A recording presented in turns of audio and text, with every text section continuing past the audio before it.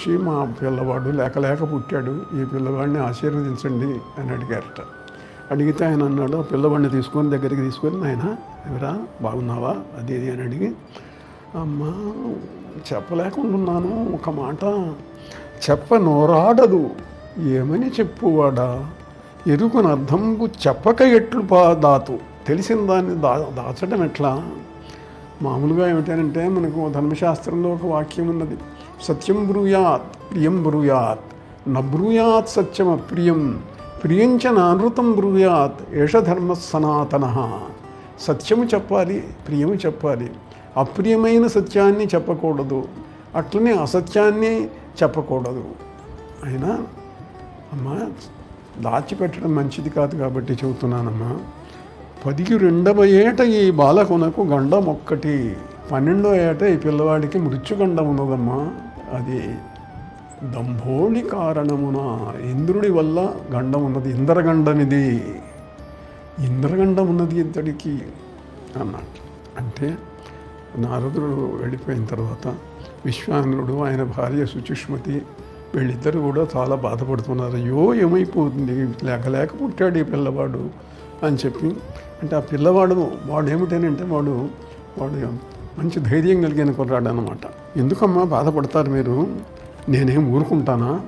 పిల్లలు చూడండి, కొంతమంది ధైర్యం కలిగిన పిల్లలు ఉంటారు. ఓయమ్మ ఏలమ్మ ఉపతాపముందెదవు, ఏ తండ్రి ఓ తండ్రి ఏలయ్యా భీతి పొందేదు, ఎందుకు మీరు భయపడతారు, నా మీదకి మృత్యు వస్తే నేను ఊరుకుంటానా ఏమిటి, కఠోర కంఠ హుంకారంబు పునరించి మీ ఆన పొడుచువాడ, మృత్యువు నేనే ఎదిరిస్తాను, నేను వాడిని చంపేస్తాను, మృత్యువు నన్నేం చేస్తుంది అని అన్నట్టు. అంటే ఎట్టరానా ఆయన నువ్వేం చేయగలుగుతావురా అంటే, కాదు మనం కాశీలో ఉన్నాం కదా, ఎందుకు భయపడతారు, నేను విశ్వనాథుని గురించి తపస్సు చేస్తాను, వినుడీ నాదు ప్రతిజ్ఞ మీరు హృదయోద్వేగంబు వర్జించి ఓ జనయిత్రీ జనకుల్ గురుల్ భవనుజ్ఞాముద్ర చేపట్టి ఏజని కాశీపతి విశ్వనాయకు శివున్ చంద్రార్ధ చూడామతంసుని మృత్యుంజయును ఆశ్రయించి విగతాసున్ చేసేదన్ మృత్యువున్, నేను మృత్యువు నా దగ్గరికి వస్తే మృత్యువునే విగత ప్రాణంగా చేస్తాను నేను అని చెప్పి.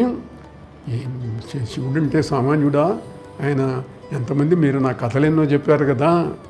కావడేయాభీల కాలపు ఆశ నిబద్ధు శ్వేతకేతుని ప్రాణవిగమ భీతు, రక్షింపడే కాళరాత్రి పల్పడకుండ 8 ఏడుల శిలాదుని తనూజు, పాలింపడే విష్టపంబులిరేడును కాలకూట అగ్నిచే కాలకుండా, మనుపడే ఆయా ఆయుః ప్రమాణంబు నిండిన కారుణ్య బుద్ధి మార్కండు తనయు, మార్కండేయుణ్ణి బతికించలేదా, ఇంకా వాళ్ళను బతికించలేదా, వీళ్ళను కాపాడలేదా, శివుడు శిలాదుణ్ణి రక్షించలేదా, శ్వేతకేతుణ్ణి రక్షించలేదా, ఎంతమందిని రక్షించాడు ఆయన, నన్ను మాత్రం ఎందుకు రక్షిస్తాడు, రక్షించకుండా ఉంటాడు, తప్పకుండా రక్షిస్తాడు అన్నట్టు. అని అంటే పిల్లవాడిని తల్లిదండ్రి ఆశీర్వదించారు. వాడు మణికర్ణికా తీర్థంలో స్నానం చేసి అక్కడే ఓ పక్కన కూర్చొని 2 సంవత్సరాలు ఘోరమైన తపస్సు చేశాట ఈ పిల్లవాడు. విశ్వానరుడు యొక్క కుమారుడు వైశ్వానరుడు. అప్పుడు 2 సంవత్సరాలు తపస్సు చేసేసరికి ఒకరోజు ఇంద్రుడు వచ్చాట. ఆవిర్భావమునుందె నిర్జరభవుండు నిర్జర విభుండు ఐరావణారూఢుడై, ఆ వైశ్వానరు చక్క కట్టెదుట వహాస్తంభదంభోళియున్ గ్రీవాలంకృత తారహార లతికారించోళి కెళీసక గ్రైవేయాభరణాభిశోభియునునై కాశీ ప్రదేశంబునన్, దివ్యాలంకారాలతో ఐరావణాన్ని ఎక్కి ఐరావత గజాన్ని ఎక్కి ఆయన వజ్రం ధరించి వచ్చేట. వచ్చి ఇవి రానాయన, నీ తపస్సుకు నేను మెచ్చుకున్నాను, నీకేం కావాలో అడుగు నేను ఇస్తాను అన్నట్ట. అంటే వీడు అన్నట్ట, అసలు నువ్వు ఎందుకు వచ్చావయ్యా, నేను పిలవలేదు కదా అన్నాడు. నేను శివుణ్ణి గురించి తపస్సు చేస్తున్నాను, నువ్వెందుకు వచ్చావు అన్నట్ట. ఎవరి గురించి చేస్తే ఏమిటి, నేను నీ తపస్సుకు మెచ్చుకున్నాను వచ్చాను, నేనే అందరికంటే గొప్పవాడిని, మహాదేవుడనా కాశీపతి అనా విశ్వనాథుడనగా ఎవరన్నారయ్యా ఇక్కడ, నేనే 3 లోకములకు అధిపతిని, నాకంటే అధికుడెవ్వడు లోకత్రయమందు, ఈ 3 లోకాలలో నన్ను మించిన వాడు లేడు, నీకు ఏం కావాలంటే అది ఇస్తాను నేను